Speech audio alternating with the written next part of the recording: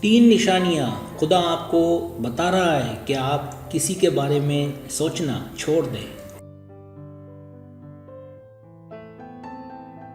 یہ تین نشانیاں ہیں، خدا آپ کو بتا رہا ہے کہ اب وقت آ گیا ہے کہ آپ کسی کے بارے میں سوچنا چھوڑ دیں۔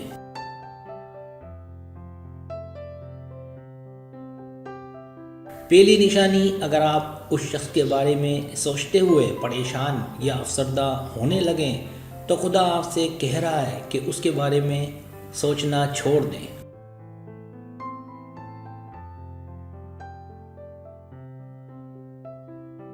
جب ہمارے احساسات صحیح طریقے سے کام کر رہے ہوں گے تو وہ ظاہر کریں گے کہ ہمارے دلوں میں کیا اچھی یا بری چیز چل رہی ہے۔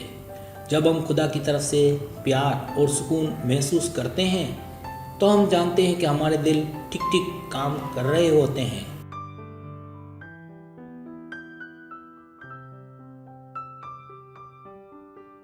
لیکن جب ہم فکر مند یا افسردہ محسوس کرتے ہیں تو یہ اس بات کی علامت ہے کہ ہمارے اندر کوئی چیز ٹھیک سے نہیں چل رہی ہے اور اسے مرمت کی ضرورت ہے۔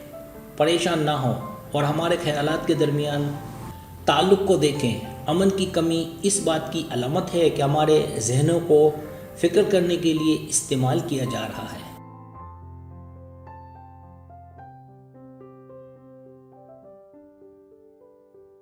جب ہم دعا کرتے ہیں اور خدائی چیزوں کے بارے میں سوچتے ہیں تو ہمارے دلوں میں سکون بڑھ جاتا ہے۔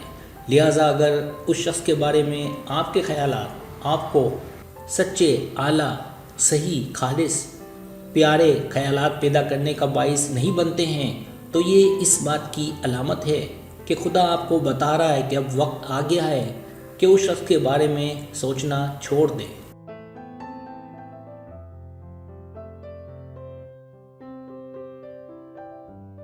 دوسری نشانی، اگر اس شخص کے بارے میں آپ کے خیالات آپ کو بہت زیادہ توجہ مرکوز کرنے کا باعث بن رہے ہیں تو یہ ایک نشانی ہے کہ خدا آپ کو اس کے بارے میں سوچنا چھوڑنے کی طرف لے جا رہا ہے۔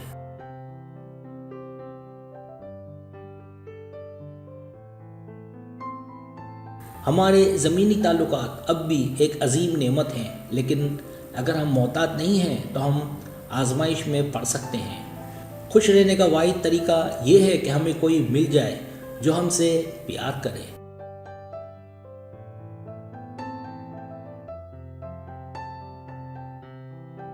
جب آپ کسی کے بارے میں خیالات، امیدیں خدا پر رکھنے کی بجائے کسی رشتے پر لگانے کا باعث بنتے ہیں تو یہ اس بات کی علامت ہے کہ خدا آپ کو اس شخص کے بارے میں سوچنا بند کرنے کی طرف لے جا رہا ہے۔ مطلب امید صرف خدا سے لگائیں، بندوں سے نہیں۔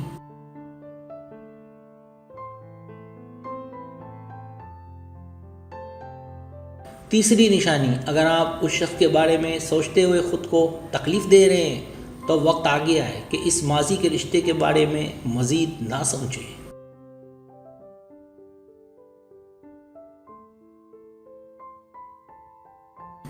بعض اوقات ہمارے ذہن ماضی کے رشتوں میں الجھے رہتے ہیں جہاں ہمیں اس شخص نے دھوکے کا احساس دیا ہوتا ہے۔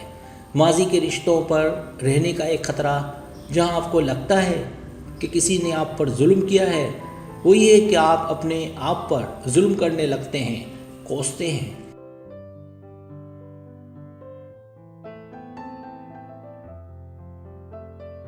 مثال کے طور پر اگر کسی نے آپ کے ساتھ بدسلوکی کی ہے اور ظاہر کیا ہے کہ اس کا کردار کتنا بدصورت ہے تو اس شخص کو غلط سمجھنا آسان ہے۔ اگرچہ ہم دکھانا نہیں چاہتے کہ ہمیں کوئی تکلیف ہوئی ہے، لیکن بہتر طریقہ یہ ہے کہ اپنے آپ کو تکالیف سے بچائیں۔ ان حالات میں ہمیں معاف کرنے اور آگے بڑھنے کی ضرورت ہے۔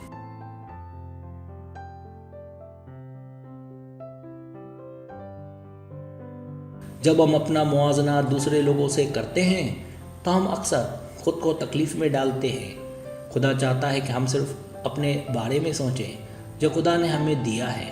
لہٰذا اگر آپ کے ساتھ ماضی میں ظلم ہوا ہے، یہ اس بات کی علامت ہے کہ خدا آپ کو معاف کرنے اور آگے بڑھنے کے لیے کہہ رہا ہے۔